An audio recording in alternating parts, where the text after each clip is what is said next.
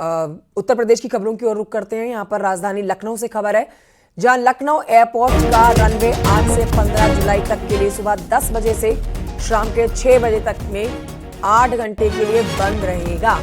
इस दौरान विमानों की आवाजाही नहीं होगी।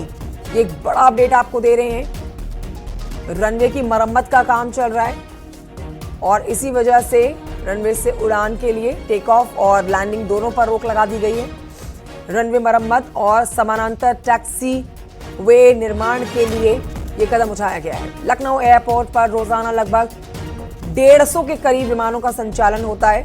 घरेलू और अंतर्राष्ट्रीय उड़ानें यहाँ में उड़ानें भरती हैं, शामिल होती हैं। रनवे के 8 घंटे बंद रहने के कई उड़ानों को जो है रीशेड्यूल किया गया है, लेकिन जितने भी यात्रीगण यहाँ से उड़ान भरने जा रहे थे उनके लिए एक बड़ा अपडेट ये कि अब 8 घंटे सुबह के 10 शाम के 6 बजे तक टेक ऑफ लैंडिंग उड़ान पूरी तरह से बंद रहने वाली है। नितिका दीक्षित और जानकारी देगी इस पर। नितिका दीक्षित, आपसे पूरी खबर जानना चाहेंगे, साथ ही ये भी जानना चाहेंगे कि सुबह 10 से शाम के 6 बजे तक ही उड़ान जो है वो पूरी तरह से बंद रहेगी, चाहे वो लैंडिंग को लेकर हो, चाहे वो टेक ऑफ को लेकर हो, लेकिन इसके बाद के समय में क्या यहां से विमानों का संचालन होगा, उड़ान भरेंगे विमान या नहीं? बिल्कुल, देखिए दिन में 8 घंटे ही का समय ऐसा होगा जब विमानों का संचालन नहीं होगा। सुबह 10 बजे से शाम के 6 बजे के बीच में रनवे पर कोई भी फ्लाइट टेक ऑफ या लैंडिंग नहीं होगी।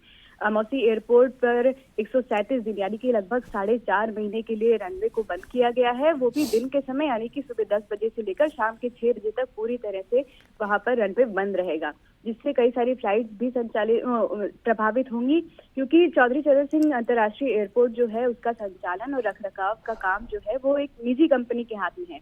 ऐसे में नए टर्मिनल T3 के निर्माण के बाद अब रनवे के समानांतर एक टैक्सी वे बनाया जा रहा है, जिसको लेकर ये तमाम फैसले लिए गए हैं। और इसके अलावा कई सारी चेंजेस इसलिए भी किए जा रहे हैं जिससे कि यात्रियों की सुविधा और सुरक्षा को ध्यान में रखते हुए उनको किसी प्रकार की समस्या आगे जाके ना हो, इसको लेकर ये फैसला लिया गया है। समानांतर टैक्सी वे बनाया जाएगा। इसके अलावा जो नाइट ऑपरेशन है उसको बेहतर बनाने के लिए एयरफील्ड ग्राउंड लाइटिंग सिस्टम जो है उसको अपडेट किया जाएगा, जिससे कि जो बिजली की खपत है उसको भी कम किया जा सके और बेहतर लाइटिंग का वहां पर व्यवस्था भी की जा सके। इससे कई सारी फ्लाइटों पर असर पड़ने वाला है, क्योंकि लखनऊ एयरपोर्ट पर इंटरनेशनल फ्लाइट भी चलती है और साथ ही में जो डोमेस्टिक फ्लाइट्स हैं वो भी संचालित होती हैं। तो ऐसे में कई सारी फ्लाइट्स हैं उनको रीशेड्यूल किया गया है और अभी तक जो सूत्रों ने बताया है कि इससे 37 फ्लाइट्स हैं लगभग जो कि प्रभावित हुई हैं। और ऑलराइट, बहुत शुक्रिया आपका नितिका जानकारी के लिए।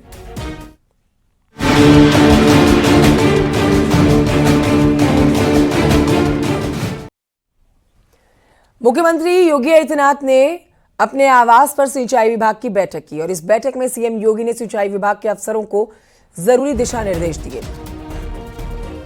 सीएम योगी ने यहां पर बाढ़ सुरक्षा से जुड़े हुए दिशा निर्देश दिए हैं अधिकारियों को। परियोजनाओं को तय समय पर पूरा किया जाए, उनकी तरफ से कहा गया है। बाढ़ के स्थायी समाधान के लिए नदी की स्थानीय परिस्थितियों का सर्वे कराया जाए। जहां नदी के मेन स्ट्रीम में सिल्ट भरा हो वहां पर ड्रेजिंग कराया जाए।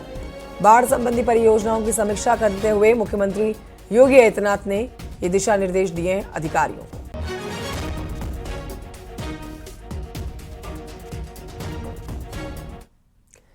राज्य सरकार के आदेश के बाद में आगरा पुलिस एक्शन मोड में नजर आ रही है।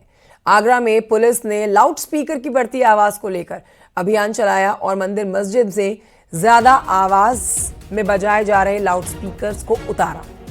कई लाउड स्पीकर्स जिनकी आवाज बहुत ज्यादा थी उन्हें कम भी करवाया गया। पश्चिमी जोन से करीब 41 लाउड स्पीकर हटे हैं।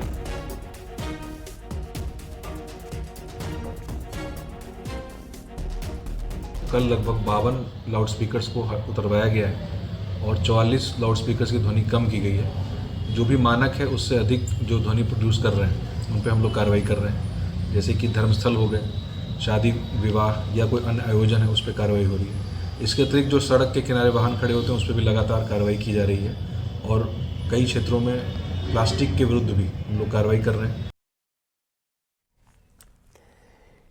आगरा में चोर ने स्कूटर की डिग्गी में रखे हुए रुपए चुरा लिए, जिसका लाइव वीडियो भी सामने आया है। आपको दिखा रहे हैं वो लाइव वीडियो जिसमें आप देखेंगे स्कूटर की डिग्गी के अंदर जो पैसे रखे थे वो चुराए गए हैं चोर के द्वारा। डिग्गी में रखे 9 लाख रुपए चोरी कर लिए गए और ये चोर फरार हो गया। मामला सुल्तानपुरा का बताया जा रहा है। तहसील के स्टाम्प वेंडर का ये स्कूटर एक गली में खड़ा हुआ था, तभी शातिर चोर ने आकर यहाँ पर स्कूटर की डिग्गी तोड़ी और उसमें से 9 लाख रुपए चुरा लिए और फरार हो गया। हालांकि सीसीटीवी कैमरे की मदद से अब पुलिस मामले की जांच में लगी हुई है।